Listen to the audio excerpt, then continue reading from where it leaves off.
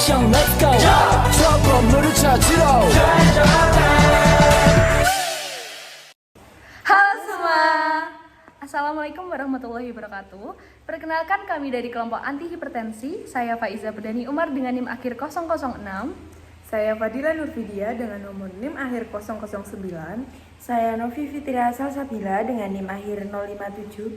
Di sini kami akan menampilkan role play tentang anti hipertensi. Silahkan menyaksikan. Assalamualaikum Ibu, permisi. Waalaikumsalam, silakan masuk, silakan duduk Ibu. Apakah ada yang bisa saya bantu? Ingin periksa Ibu. Oh iya, didaftar dulu ya Ibu. Dengan Ibu siapa, umur berapa? Ibu Fitri umurnya 35 tahun.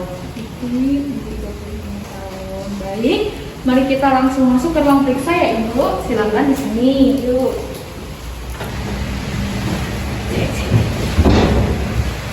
Ibu Fitri, apakah ada yang dikeluhkan?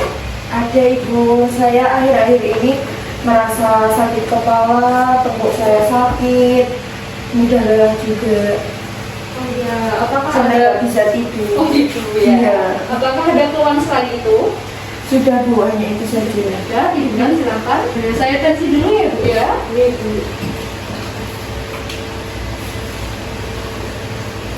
Tensi ini dilakukan untuk mengukur tekanan darah.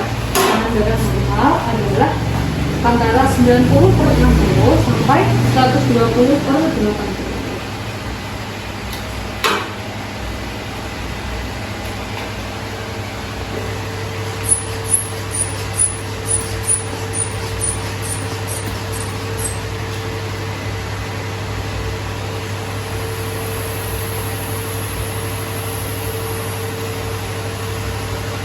Wah, kondisi Ibu tinggi ya 160/100. Kondisi Ibu sekarang ini bisa dikatakan hipertensi.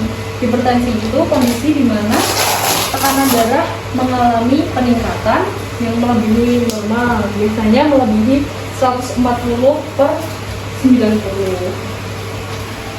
Baik Ibu Fitri, dari hasil pemeriksaan, hasil tensi Ibu mengalami tekanan darah tinggi 150/100. Apakah sebelumnya Ibu pernah mengalami tekanan darah tinggi? Sudah pernah Ibu, pernah di 190/100. Sangat tinggi ya, itu biasanya Ibu kenapa ya? Karena itu. Karena waktu itu tuh saya bertengkar dengan suami, Oh. lalu saya merasa pusing. Kok saya diperiksa tekanan darah ternyata tinggi. Banyak pikiran juga ya Ibu ya? Iya. Iya, baik. Jadi hipertensi itu biasanya disebabkan karena pola hidup yang kurang sehat Ibu. Biasanya itu tadi faktor penyebabnya seperti itu tadi, kelelahan, banyak pikiran, banyak mengonsumsi makanan yang tinggi lemak jenuh seperti gorengan, jeroan, atau mungkin Ibu suka mengonsumsi kopi ya? Iya, suka mengonsumsi gorengan, kopi, lalu begadang sambil ngurus anak rewel. Oh iya. Gitu. Anak yang umur berapa? Umurnya 3 tahun Ibu. Nah, itu tadi bisa jadi penyebab Ibu mengalami hipertensi. Saya akan merasakan obat.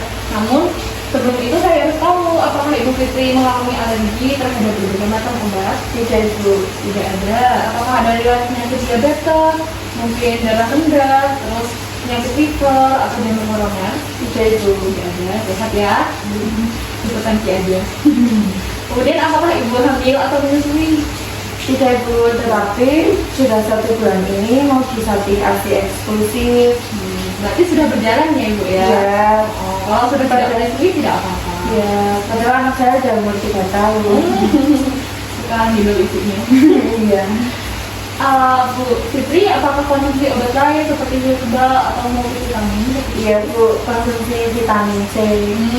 Jangan dikonsumsi dulu ya Ibu selama mengonsumsi obat dari sini, karena kalau digabung antara obat yang saya kasih dengan multivitamin itu tidak akan bereaksi, obatnya akan percuma gitu. Gitu. Nah ini ya Ibu obatnya, ini obatnya diminum sehari 1 kali, diminum menggunakan air putih, tidak boleh diminum menggunakan soda, tidak boleh menggunakan susu, kopi, teh, ataupun yang berasa. Bisa minum air putih, karena kalau Ibu minumnya menggunakan selain air putih, biasanya reaksi obat tidak akan bekerja dengan efektif. Kemudian Ibu bisa minumnya sebelum atau sudah makan, karena obat ini aman untuk lambung. Kemudian ini diminum teratur sesuai jam. Misal, Ibu minum pukul 7 pagi. Besok ibu juga minum pukul 7 pagi sesuai dengan jamnya.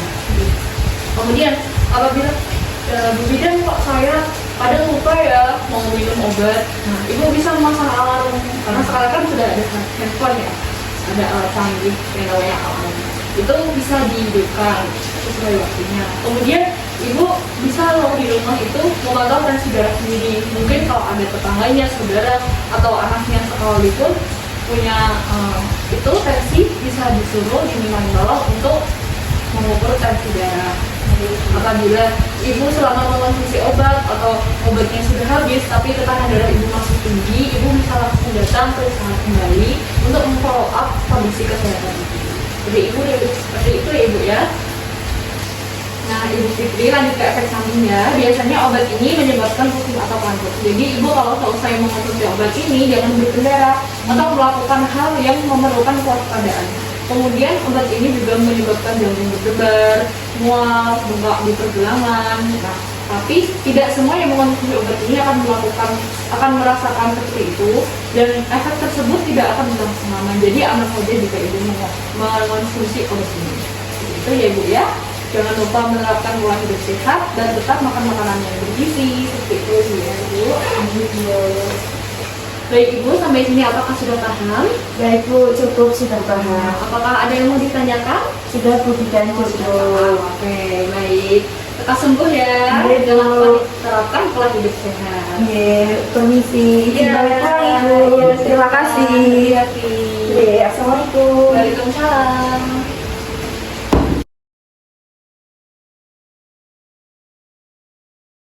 Amlodipin 5 mg merupakan obat antihipertensi kalsium channel blockers atau CCB. Cara kerja obat ini bekerja dengan cara melemaskan otot pembuluh darah. Dengan begitu, pembuluh darah akan melebar, darah dapat mengalir dengan lebih lancar, dan tekanan darah dapat menurun. Amlodipin diindikasikan untuk pengobatan ini, pertama hipertensi, dan dapat digunakan sebagai agen tunggal untuk mengontrol tekanan darah pada sebagian besar pasien.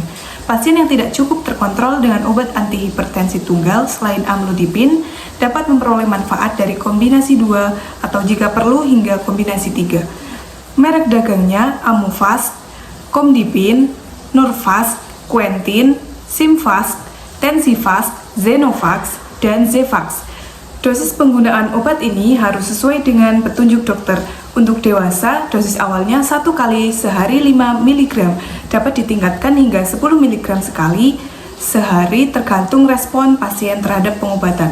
Anak usia 6-17 tahun, dosis awalnya 1 kali sehari 2,5 mg, dapat ditingkatkan menjadi 5 mg sekali sehari setelah interval 4 minggu sesuai dengan respon klinis. Dan untuk lansia, dosis awalnya 2,5 mg sekali sehari.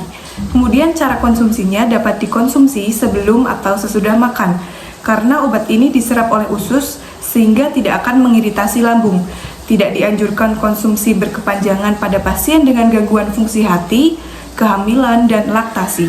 Pada gangguan fungsi hati akan menyebabkan obat tidak terserap dengan baik oleh tubuh yang bisa disebabkan penumpukan kandungan obat dalam tubuh. Obat digunakan dengan hati-hati apabila besarnya manfaat yang diperoleh melebihi besarnya risiko terhadap janin. Penelitian pada hewan uji menunjukkan risiko terhadap janin dan belum terdapat penelitian langsung terhadap wanita hamil. Amlodipin dapat terserap ke dalam ASI sehingga tidak boleh digunakan selama menyusui. Konsumsi amlodipin bersamaan dengan multivitamin yang mengandung mineral dapat mengurangi efek dari obat ini sendiri. Cara penyimpanan amlodipin cukup di tempat sejuk, bersih, dan jauh dari jangkauan anak-anak. Perlu diingat juga bahwa nyeri dada yang kamu alami mungkin akan menjadi lebih buruk pada awal kamu mengonsumsi amlodipin atau ketika dosis ditingkatkan. Segera hubungi dokter jika nyeri dada mulai parah. Jika kamu lupa untuk mengonsumsi obat ini, segera konsumsi seketika kamu ingat dan selanjutnya konsumsi obat seperti biasa. Jangan menggandakan dosis untuk menebus dosis yang lewat. Jika memang sering lupa dengan dosis yang harus dikonsumsi, gunakan alarm pribadi sebagai pengingat. Agar tekanan darah lebih terkontrol, penggunaan amlodipin sebaiknya diiringi dengan penerapan hidup sehat seperti menjalani diet rendah garam dan rendah lemak, berolahraga secara teratur, tidak merokok atau mengonsumsi minuman beralkohol. saya. Wassalamualaikum bro.